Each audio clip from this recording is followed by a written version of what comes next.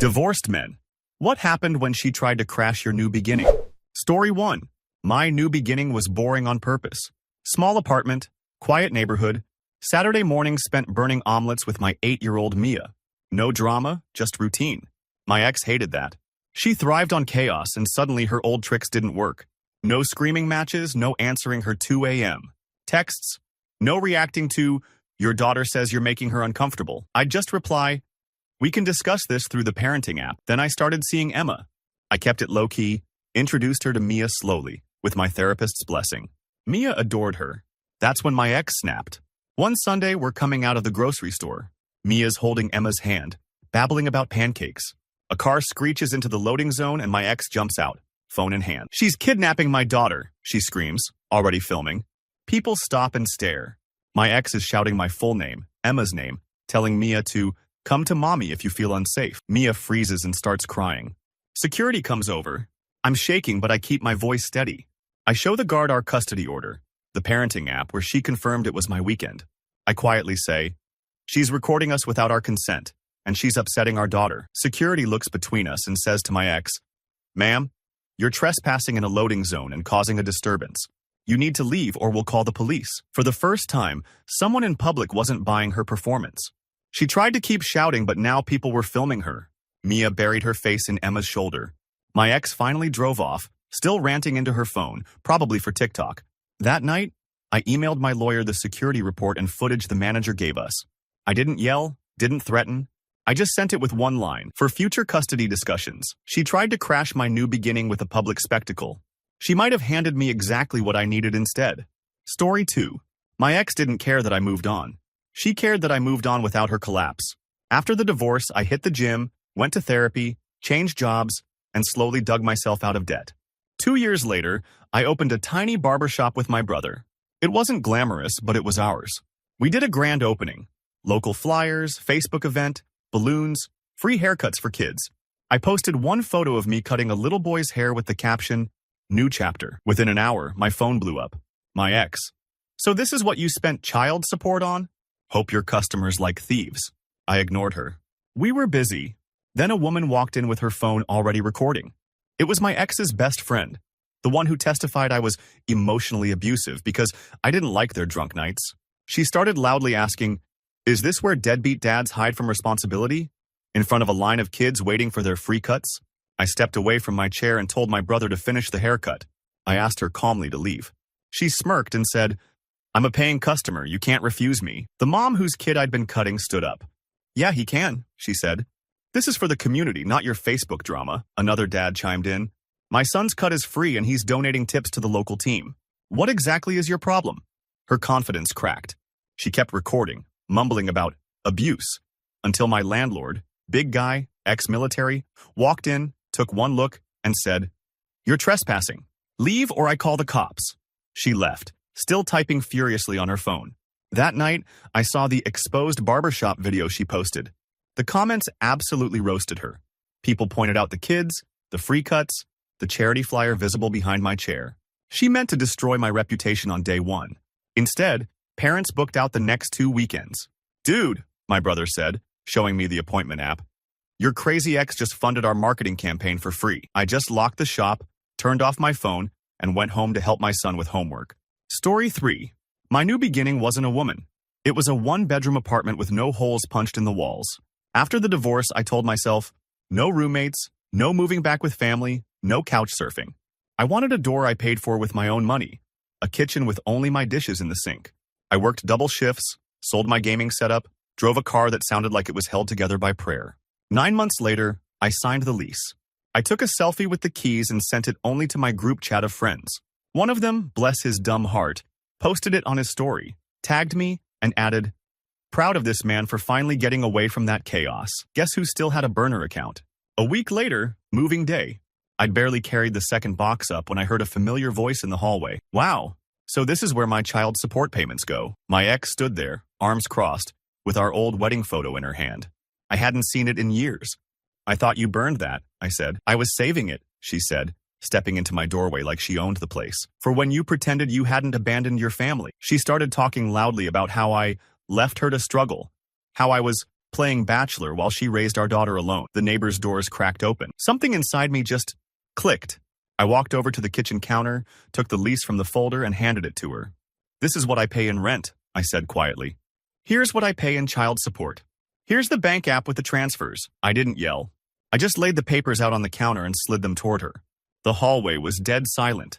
My neighbor, an older woman who'd seen all this, stepped closer and said, "Honey, if my ex paid that much, I'd bake him cookies, not stock his apartment." My ex's face went red. She slapped the wedding photo on the counter, muttered something about lawyers, and stormed off. I picked up the picture. For a second, I considered keeping it. Then I opened the trash under my new sink and buried it under packing paper. She tried to drag the ghost of our marriage into my new place. Instead, she left it behind with the garbage on day 1. Story 4. My ex crashed my engagement party to my now wife because she couldn't stand that someone actually liked the version of me she tried to destroy. The party was small. Backyard, fairy lights, my parents, her parents, a few friends. No big announcements on social media, just a photo of our hands with the ring. Still, someone sent it to her. We're in the middle of my dad's toast when we hear a car screech out front and a door slam. My stomach dropped before I even saw her. You never forget the sound of someone who loves drama more than oxygen. She walked straight through the open gate like she'd been invited, heels sinking into my mom's lawn. "So this is the little fantasy you replaced your family with?" she said, loud enough for the neighbors to hear. My fiancée, Lena, went pale. My son, 10, clung to my arm. My ex had never liked hearing no without an audience, and now she had one. She started listing my supposed sins. He cheated. He abandoned us. He left me with nothing. Things already picked apart in court. The lies that cost her credibility with the judge. But these people didn't know that context. Everyone looked at me. This was the moment. Fight, flight, or something else.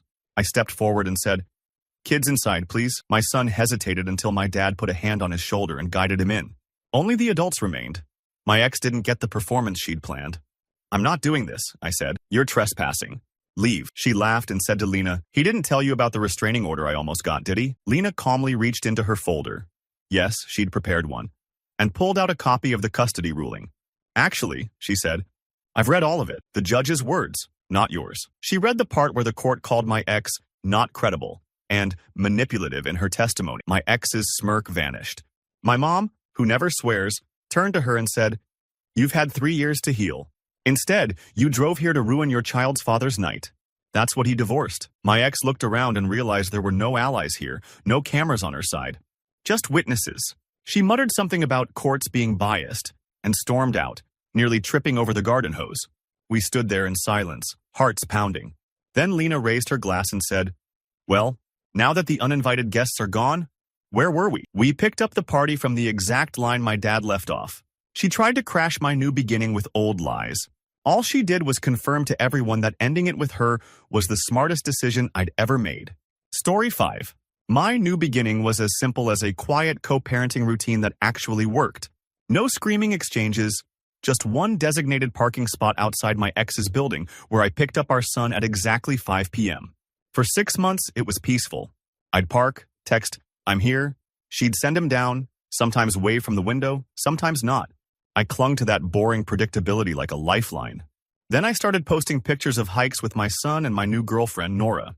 Nothing PDA, just us on trails, muddy shoes, big smiles. My son looked happy. Apparently that was unforgivable. One Friday, I pulled into the usual spot. Instead of my son coming down, my ex marched out with 2 cops behind her. I felt my chest cave in. She pointed at me. "That's him. He's refusing to return our child. He's unstable. He's exposing him to random women. I don't feel safe." I hadn't even seen my kid yet. The older officer asked for my ID, then quietly said, "Sir, just breathe." They checked the custody schedule, the message thread, the pickup times. Everything showed it was my weekend, and that she'd confirmed it. My ex started crying, going on about how I was brainwashing our son. Then she played her trump card. "He's dangerous. He has outbursts." The officer looked up and said, "Ma'am, I see no record of any complaints, no restraining order, nothing. Do you have anything to show us?" She had screenshots of my Instagram. Nora holding my son's hand, my son grinning. The younger cop scrolled, then turned the phone so the other officer could see. They exchanged a look that said everything. "So," the older cop said slowly, "you called us because your ex is taking your child hiking with someone he's dating during his court-ordered time?" She stammered, "It's not safe." Right then, My son came barreling out of the building, backpack bouncing. "Dad, are we still going camping?" He froze when he saw the cops. "Dad, did I do something?" The officer knelt in front of him. "Not at all, buddy. We just needed to make sure everything is okay. You going camping with your dad?" My son nodded. "And Nora? She makes the best marshmallows." The officer smiled. "Sounds safer than most things I do on weekends." They handed my ex back her phone. "Ma'am, misuse of emergency services is a serious issue. Please don't call us for custody disputes that don't involve actual danger." She went silent, cheeks burning. 10 neighbors had been watching from their balconies. I buckled my son into the car, hands still shaking. As we drove away, he said, "Mom was mad because I like Nora, huh?" I didn't badmouth her. I just said, "Sometimes people get scared when others move on. It's not your fault." She tried to crash my new beginning by turning it into a police incident. Instead, she gave me 2 witnesses, a report number, and a son who saw, with his own eyes, who was really causing the chaos. Story 6. My new beginning was going back to school at 34. During the marriage, my ex loved to say, "You'd never survive in a real program. You're not disciplined enough." After the divorce, I applied to a night MBA, got in, and paid for it myself. I didn't tell her. All she needed to know was drop off and pick up. Then my professor posted a picture of our study group on the program's Instagram. I'm in the background, hoodie, laptop, coffee. The caption, "Future leaders grinding late." An hour later, my phone blows up. "Future leaders?" My ex texts. "Do they know you used to cry over Excel?" I ignore it. I've learned that responding is a trap. 2 weeks later, I'm called into the program director's office.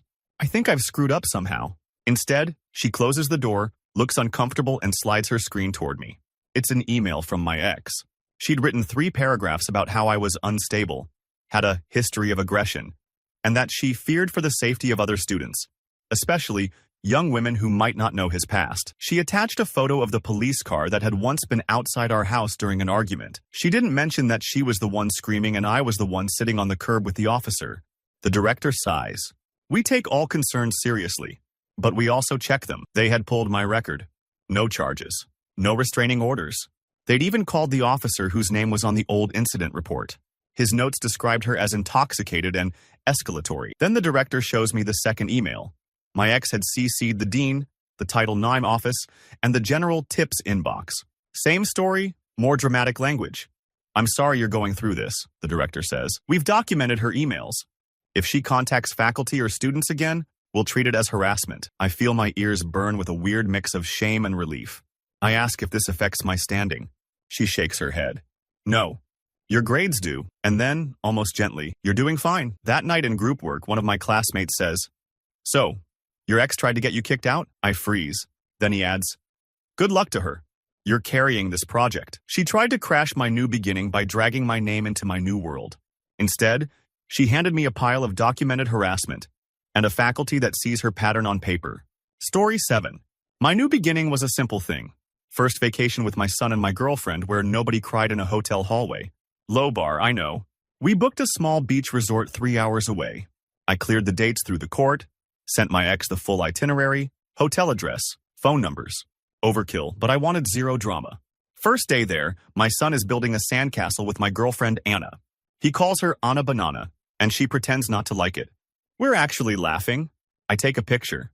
Nothing special, just the 3 of us, sunburned and squinting. I post it to my private Instagram. 3 hours later, my ex posts her picture. The same beach, same pier in the background, same hotel. I think it's a coincidence until dinner. We're halfway through our meal when a loud voice cuts through the restaurant. "Wow. So this is where you waste money while I can't even afford a real vacation with my son." My ex is at the entrance, arms crossed, scanning tables. My son shrinks into his seat. Anna squeezes his hand. I feel my chest turn to stone. My ex marches over, filming on her phone. "Smile, deadbeat," she says, shoving the camera in my face. "Show TikTok your little replacement family." The restaurant goes silent. My son starts crying. Anna quietly asks the waiter for the manager. I stand up and say as calmly as I can, "You're scaring him. Turn the camera off." "Or what?" she snaps. "You'll call your lawyer? Do it. Tell them you brought my child around your side piece without my consent." The manager appears. A small woman with the energy of someone who's kicked out a lot of drunk tourists. She listens for about 10 seconds, then says, "Ma'am, you're disturbing other guests. You're welcome to dine here if you sit down and stop filming. Otherwise, you'll need to leave." My ex tries to rally the room. You all okay that this guy abandoned his family and the manager cuts her off. We're not doing this. You have 5 seconds to choose a table or the parking lot. My ex realizes nobody is clapping for her. No one is defending her. Just a sea of irritated families whose kids are now staring at her meltdown instead of their chicken nuggets. She storms out, still recording, yelling something about exposure. My son looks at me with big, wet eyes. Did we do something wrong? I shake my head. Nobody. Adults sometimes make their own storms. The next morning at checkout, the manager pulls me aside. We documented everything, she says. If you need a statement for court, we'll provide it. My ex tried to crash my new beginning by turning our trip into a circus. All she really did was give a hotel full of strangers a front row seat to exactly why the marriage ended. Story 8. My new beginning wasn't a relationship, it was sobriety. The last year of our marriage was a blur of bottles and blackouts. I own my part in that. After the divorce, I went to rehab, then 90 days of meetings in 90 days, then more. I found a little basement group that became my lifeline.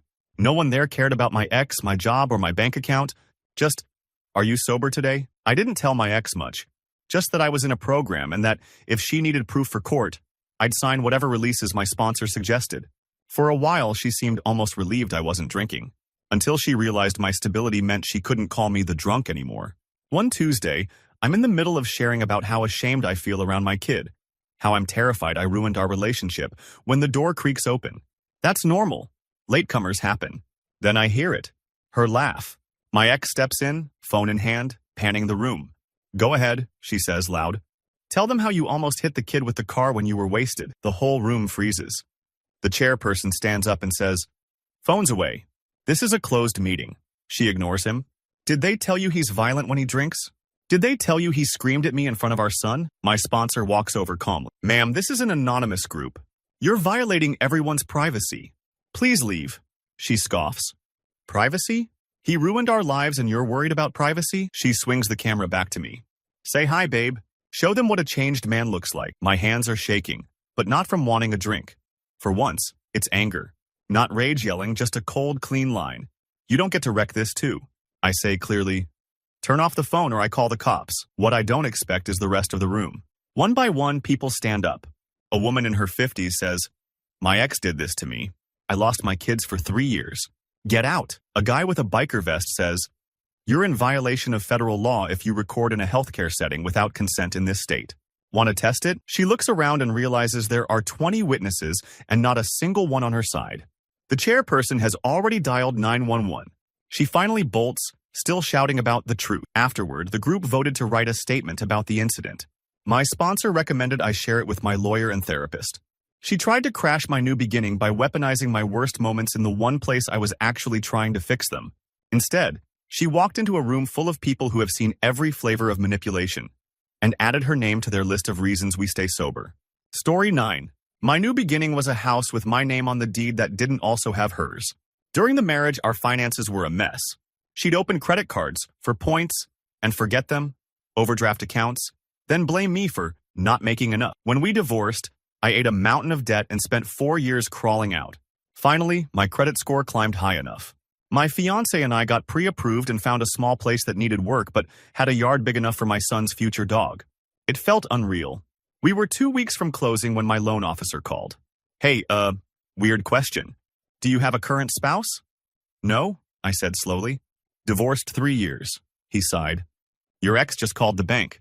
Said you're still legally married and using fraudulent documents to buy a house without disclosing joint debts. She'd sent them scans of old statements, mixed with recent ones where she had opened new cards in her name and racked up balances. She labeled them all joint. She claimed I was hiding assets, that I'd forged the divorce decree. The bank paused the file. Pending verification. I thought I'd have a heart attack. Years of work, weeks from the finish line, and suddenly we're back to maybe not. My fiancé found me staring at the email like it was a death notice. Here's where past me accidentally saved present me. During the divorce, my lawyer insisted on a clause that any new debt either of us took on after a certain date was solely that person's responsibility. I'd been annoyed at the time. Felt petty. I signed it anyway. My lawyer sends the bank the full decree, the clause highlighted, plus an affidavit from the court clerk confirming the divorce date. He also points out that if my ex is claiming to still be married, she's either lying now or lied under oath then. The loan officer calls back, almost amused. We've seen bitter exes before, but this is creative. They reinstate the loan. Then he adds, "For what it's worth, this actually makes your file look stronger. You followed the law. She didn't." Closing day comes. As we're signing, my phone buzzes nonstop. Texts from my ex. "Enjoy the house you stole. Hope it's worth what's coming." I put the phone face down and keep signing. The keys land on the table with a little clink that feels louder than her entire tantrum. A month later, my lawyer forwards me a notice. The credit card company she tried to drag me into is now going after her alone. That little clause she never bothered to read? It's doing its job. She tried to crash my new beginning by sabotaging the one stable home I've ever tried to build. All she really did was hand the bank and the court a written record of who actually respects paperwork. Story 10. My new beginning was just dating without walking on eggshells. I made a profile on a small local app. Nothing crazy. Bad dad jokes.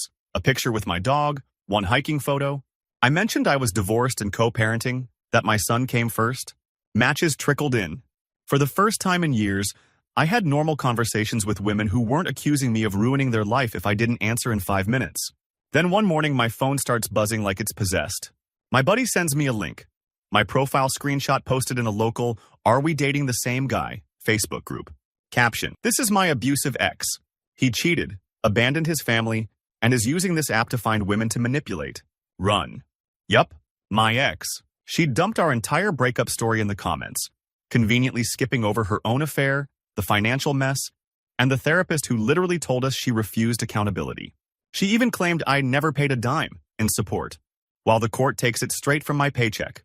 I felt sick. That group is huge in our city. It's basically a social death sentence for guys. I thought my dating life was over before it started, but then I started reading the comments. One woman, wait, I matched with him. He was respectful, talked a lot about his kid, and when we didn't vibe, he said so kindly. That's not my experience. Another, I was at the same playground once, I think. I saw him de-escalate a tantrum while the mom screamed at him from the car. That guy? Then a bomb. A former co-worker of my ex chimed in anonymously. I worked with her. She used to come in late complaining about how he made her life hell, but then show us texts where she was baiting him. Just saying, there are two sides. The moderator of the group stepped in and said they'd had multiple messages from women who'd met me and had no horror stories, plus someone claiming to have seen our court documents. They removed my ex's post for unverified serious allegations and banned her for violating rules. I only found out because the mod sent me a separate message. Hey, just so you know, not everyone believed her. You seem genuinely trying. Good luck. My ex had also sent my profile to my son's school mom chat with the same spiel. A week later, another dad pulled me aside at pickup and said, half laughing, "Man, whatever you did, you're famous. But you also have more defenders than she expected." He'd shown the chat my child support receipts. His wife works in payroll at my company. She tried to crash my new beginning by turning the whole city against me online. What she actually did was force people to look closer, and some of them saw through her. The irony? I ended up meeting someone in that same Facebook group. She messaged, "So, you're the villain of the week. Want to grab coffee and tell your side?" Story 11. My new beginning was a job that didn't know me as the guy whose wife screams in the parking lot. After the divorce, I moved cities and landed a project manager role in a mid-sized tech company. New email, new badge, new co-workers who only knew I had a kid because of the pictures on my desk. I kept it that way. 6 months in, I got tapped to lead a big rollout. It came with a promotion if I didn't screw it up. My ex found out through a mutual friend, the one who still follows everyone on LinkedIn like it's a sport. 2 weeks before launch, HR calls me in. My stomach hits the floor. The director looks uncomfortable and turns her monitor so I can see the screen. It's an email from my ex. Subject: serious concern about your employee. My full name. She wrote that I have a documented history of domestic violence, that I harassed her via email for years, and that she feared for the safety of any women he supervises. She attached cropped screenshots of old arguments, conveniently leaving out her messages. HR had already pulled my background check. Clean. Then they dug deeper because the email mentioned harassment at his previous job. She'd actually emailed my old company too after I left, trying the same thing. So there was already a note in my file about third-party contact from ex-spouse. No substantiation. The HR director sighs. We're obligated to investigate. We also see patterns. She opens another folder. Every email my ex has sent to the generic company inbox. There are 5. All variations of "he's dangerous" and "fire him before he hurts someone." Then she says the thing that knocked the air out of me. We're more concerned about her behavior harassing you than the other way around. They offer to flag her address, route any future emails straight to legal, and help me document everything for my lawyer. Launch day comes. My ex apparently decides to go nuclear. She shows up in the lobby, demanding to talk to whoever's in charge of that man. Security calls HR. HR calls the police. By the time I hear about it, she's already been escorted out with a trespass notice and a warning that if she comes back, she'll be arrested. My promotion goes through a week later. As my new manager is congratulating me, he says quietly, "I've dealt with a vengeful ex myself. You handled this like a pro. Keep your head down and keep doing the work." She tried to crash my new beginning by attacking the one place I'd rebuilt my reputation. Instead, she ended up on their problem list, not mine. Story 12. My new beginning was finally getting my weekends with my daughter back. The original custody order was a joke. Every other weekend if my ex agreed. She almost never did. After 2 years and way too many canceled visits, I went back to court and got a revised order. Specific times, specific days, with penalties if she interfered.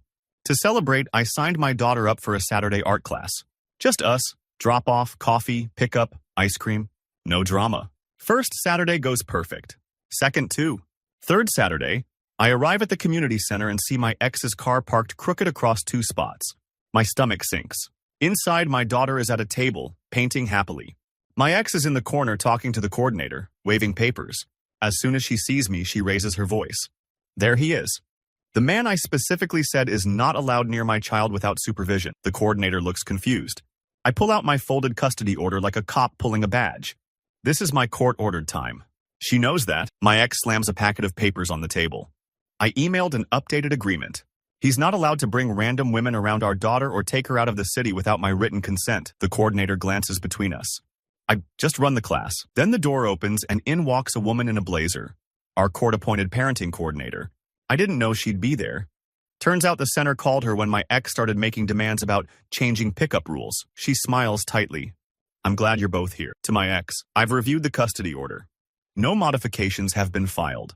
Your agreement is just an email you wrote." My ex starts to argue, saying, "But he's destabilizing her. She told me she feels unsafe." The coordinator interrupts.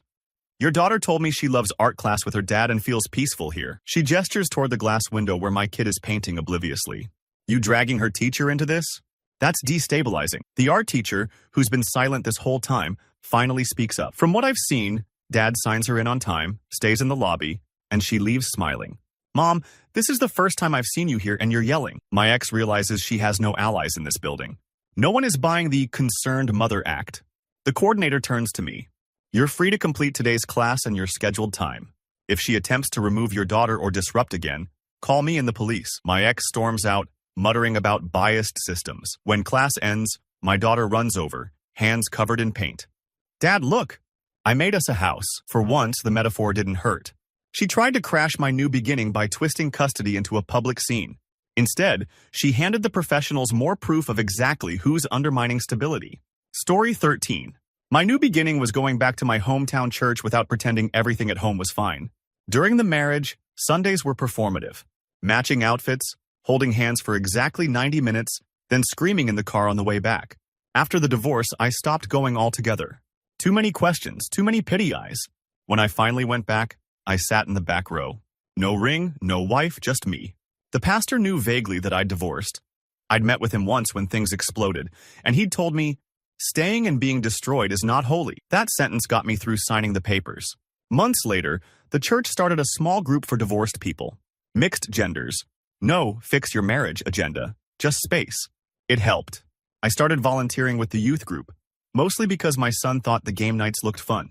Then one evening, our small group is mid-discussion when the door swings open. My ex walks in like she's storming a board meeting. "So this is where you've been getting your little support group to hate me," she says. Everyone goes silent. The leader, a middle-aged woman who's seen every kind of church drama, stands up. "We're in the middle of something. This is a closed group."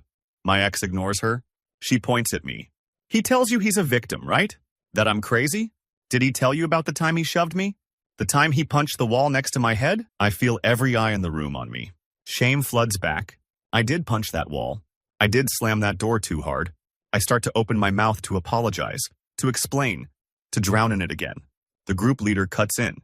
"We are not cross-examining people here. If you want to share, you sign up and you follow the rules. You don't ambush." My ex scoffs. "Of course. Protect the man." The church always does. The pastor, who happened to be walking by for another meeting, steps in. He listens, then says quietly, "You came into a confidential group without permission. That's not okay." She launches into a monologue about how the church abandoned her, how I've brainwashed everyone.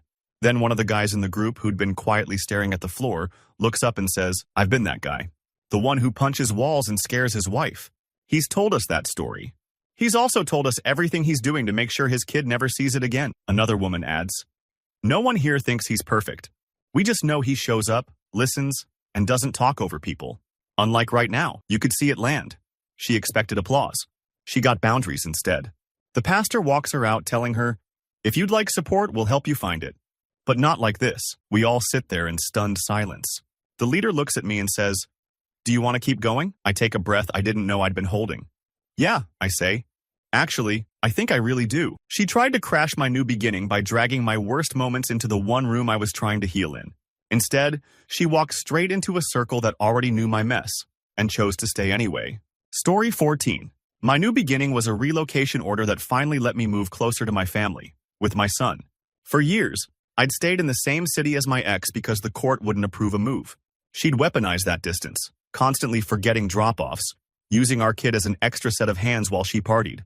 When she missed 3 exchanges in a row, my lawyer filed for a modification. The judge gave me primary custody and permission to move 2 hours away, with a specific moving date. I found a small house near my parents. New school lined up, everything organized down to the boxes labeled by room. The truck was booked for Friday. On Wednesday, I got served with an emergency motion to prevent abduction. My ex claimed I was planning to disappear with her child to another state, cut off all contact, and alienate him from her forever. She attached screenshots of me saying, "We can finally have a fresh start," and twisted it like I meant leaving the country. The hearing was set for Thursday morning, less than 24 hours before the truck showed up.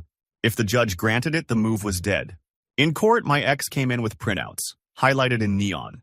She cried about being blindsided, said she never agreed to the move. My lawyer quietly slid the actual order to the judge, the one she had been present for 3 months earlier, where the judge had asked her directly if she understood the relocation terms, and she'd said, on record, yes. The judge watched the video from that day.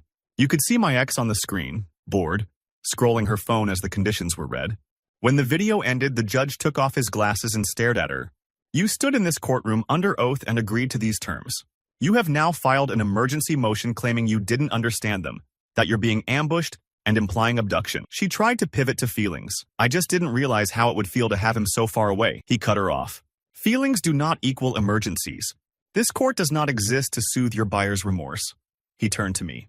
"Have you enrolled the child in the new school?" My lawyer handed over the acceptance letter, proof of residence, even the email confirmations from the new pediatrician.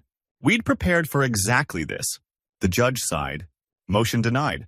Additionally, given the frivolous nature of this filing, I'm ordering that any future emergency motions from you be reviewed for sanctions. Her face went white. Outside, as we walked down the steps, she hissed, "You're taking my son away." I shook my head. "I'm taking him home. You're welcome to visit. Or you can keep wasting your lawyer's retainer." She tried to crash my new beginning by yanking the emergency brake at the last possible second. All she did was put a big red flag on her own name in the court system. Story 15. My new beginning was stupidly modern. A small TikTok about cooking and co-parenting that accidentally blew up. I started posting short clips of dad dinners on my custody nights.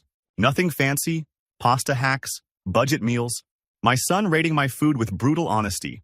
People liked the chaos. A brand sent us free pans. We hit 100K followers. My ex found out when someone sent her a clip of my son saying, "Dad's house is more fun because we cook together." Subtle knife, I'll admit. She went nuclear. First, she sent a 2 a.m. text. "Take my child off your clown account." I told her calmly that our custody order didn't forbid social media, but I'd keep faces minimal and comments monitored. I even offered to blur him more. She didn't respond. 2 weeks later, a story time pops up on my FYP, an account with a brand new handle, no profile pic, just my ex's voice. "This is about a creator you all love," she starts. "He plays perfect single dad online, but cheated, yelled, and left me with nothing. That kid you see? He barely pays for him." She never says my name, but shows my kitchen, my dog, my logo. The comments split. Some people believed her. Some didn't. Then she stitched one of my videos and wrote, Funny how you have money for steak but not for your family. What she didn't expect was the internet's favorite hobby, digging. Someone found public court records showing our child support order, above guideline, because I'd insisted on covering extras. Someone else pulled up her own Instagram, where she posted from vacations during times she'd told the court she couldn't work. Then a mutual friend, fed up, anonymously leaked screenshots, my ex bragging in a group chat about bleeding him dry, about using the kid as leverage, about waiting until his brand deals start, then suing. Suddenly, the comments under her video flipped. Girl, this makes you look bad. Not him. So you admit you're waiting to cash in when he's successful? Ma'am, this is not the gotcha you think it is. Brands started DMing. Not to pull out, but to ask if I was okay. One sent their legal team's template for responding to defamation. My lawyer took one look and fired off a polite but brutal cease and desist, attaching the custody order and those conveniently leaked screenshots. Her exposing the truth videos quietly disappeared a few days later. My follower count jumped again. People started calling the series Cooking Through the Chaos. I never addressed her directly on camera. I just kept chopping onions with my kid, rating my food a 6.5 because you burned the garlic again. She tried to crash my new beginning by setting my online life on fire. Instead, she lit her own credibility on camera, and the algorithm did the rest. Story 16. My new beginning was my son's first birthday party at my place instead of my ex's parents' mansion. Nothing fancy. Backyard, plastic tables, a crooked one balloon, and a grill I bought off Marketplace. I invited a few friends, my parents, my girlfriend, Kayla. I even invited my ex with one condition. If you come as mom. No scenes, no speeches. If you can't, we'll celebrate separately. She left me on red. Day of the party, everything's going suspiciously smooth. Kids in the kiddie pool, parents drinking cheap soda, my son attacking his cake like it insulted him. I'm actually relaxed. Then a white SUV pulls up and parks half on my lawn. My ex steps out, in a white sequined dress and heels, full glam, carrying a ring light. Behind her, her sister and a friend, also dressed like they're crashing a red carpet. She walks in without saying hi. Okay, we'll set up here, she tells her friend, pointing to the spot right in front of the banner. I ask, what are you doing? She lifts her phone. Filming a vlog. Single mom throws a real birthday party after deadbeat can't provide. This is the before footage. Kayla is holding my son. He instantly starts crying at the noise spike. My mom steps between my ex and the baby and says, "You're scaring him." My ex raises her voice. He should be scared that his father is a liar. She starts narrating to her phone. This is the shack my ex calls a home. Look at this yard. Look at this cheap cake. My neighbor, a cop who lives 2 doors down and came with his kids, walks over with his plate of hot dogs and says calmly, "Ma'am, you're filming kids without permission. Turn the camera off." She scoffs. I'm his mother. He shows his badge. And I'm off duty but still a cop. These other children are not yours. Stop filming or I start taking statements. Parents start pulling their kids away from her. One mom mutters, "Lady, nobody wants their kid in your meltdown content." Someone cuts the music. All you can hear is my son sobbing. I take a deep breath and say, "You can stay if you put the phone away, eat some food, and be mom. Or you leave. Right now." She glares at me, looks around, realizes every adult here is glaring back and hisses, "Enjoy using my child for your loser aesthetic." Then she storms back to the SUV, screaming into her phone about parental alienation. The second she's gone, my son calms down. Kayla whispers, "Okay, can we relight the candle and pretend that was a trailer for another movie?" We did. We sang Happy Birthday twice. The second time is the one in the photos. She tried to crash my new beginning by turning my kid's party into content. All she did was give every person there a live demo of why the party needed to be at my house in the first place. Story 17. My new beginning was a band. I'd played guitar in college, then sold everything when bills and diapers arrived. After the divorce, a coworker dragged me to an open mic. I played one song, hands shaking. A week later, I joined his little dad band that played dive bars on Fridays. It was the first thing I'd done just because I liked it. No one was grading me. No one was yelling that I was wasting time. We got a regular slot at a bar across town. Owner paid us in cash and free wings. One night, my ex must have seen a flyer on Facebook, the one where they tagged my profile. We're mid-set. Crowd is actually into it. When I see her walk in, arms folded, that tight smile that means, I'm about to ruin this. She doesn't even look at the stage. She walks straight to the bar manager. During our break, the manager calls me over. "Hey man, your ex is saying there's a restraining order that you're not allowed in bars because of past incidents. We're not trying to get sued." My throat closes. "There's no restraining order," I say. She's mad I moved on. He nods slowly. Got any proof? I pull out my phone and open the court portal. No restraining orders, just the custody case? I show him the latest order where it says exchanges happen. In front of another bar's parking lot, actually. He laughs. Meanwhile, my ex is at the front of the stage, loudly telling anyone who will listen that I used to get blackout drunk and hit things. She keeps saying hit things like she wants people to hearing hit me without saying it. One of the regulars, a middle-aged woman who's there every Friday with her girlfriend, leans over and asks, "Did you ever see him drink here?" The bartender shrugs. "Dude nurses 1 beer all night. Tips, well, helps us stack chairs after." The manager walks over to my ex and says, "Ma'am, unless you have actual paperwork, you're disrupting my business. You can stay if you stop harassing my band. Otherwise, you leave." She raises her phone like a weapon. "So you support abusers?" He points to the door. "I support paying customers. Right now, you're neither." She storms out, shouting that she'll take this to social media. We get back on stage, rattled. My voice cracks on the first line. But then someone in the crowd yells, "Play the angry one," and laughs. We do. Halfway through the song, the whole bar is clapping along. After the set, the manager hands me my cut and says, "For the record, if she posts anything, I've got cameras and no tolerance for lies. You're welcome here as long as you keep showing up and not being a jerk." She tried to crash my new beginning by poisoning the one place I felt like myself again. Instead, she just made sure everyone saw exactly who couldn't stand me having a life that didn't include her. Story 18. My new beginning was a second kid, with someone who actually wanted to parent with me. My ex had always treated pregnancy like a threat. "If you leave, I'll make sure you never see your child." When our son was born, she called him my baby, even when I was the one holding him at 3 a.m. Years after the divorce, I started dating Zoe. We took it painfully slow because of my baggage. When she got pregnant, I cried from fear and happiness at the same time. This time, the woman I was with actually smiled when she saw the test. We agreed not to post until we were past the first trimester. When we finally did a small announcement, just our hands on her belly, no faces, someone sent it to my ex within minutes. She texted, "Replacing your first family with a new one." Classic. I blocked her. We communicate through the parenting app only. Fast forward to the hospital. Labor is long and messy. I'm exhausted, Zoe's exhausted, but our daughter is finally here. My son's with my parents waiting to meet his sister tomorrow. We're in that hazy bubble where nothing exists except baby cries and nurses. Then the nurse comes in and says, "There's a woman at the front desk claiming to be your wife. She's demanding to be allowed back here to protect her son's inheritance." Inheritance? We have a used sedan and a high-interest mortgage. I say, "We're divorced." She's not on any of my paperwork. Apparently, my ex is in the lobby telling anyone who will listen that I'm replacing our son, that I'm starting a new family and abandoning the old one, and that she needs to document everything for court. She's trying to force her way past security, yelling that she has a right to see the baby because that child is messing with her child's future. The charge nurse, who looks like she's seen everything, asks, "Do you want us to call security and have her removed?" I look at my sleeping newborn, at Zoe's pale face, at the IV line taped to her arm. "Yes," I say, "and please document it." Security escorts my ex out. She's shouting about parental alienation and scheming second wives all the way to the parking lot. The next day, when my son comes to meet his sister, the nurse who heard everything crouches down and says, "You have a very loud mom and a very quiet dad. The quiet ones usually do more." She hands me a copy of the incident report without me even asking. "For your lawyer," she says. My ex tried to crash my new beginning by turning my daughter's first hours into a property rights dispute.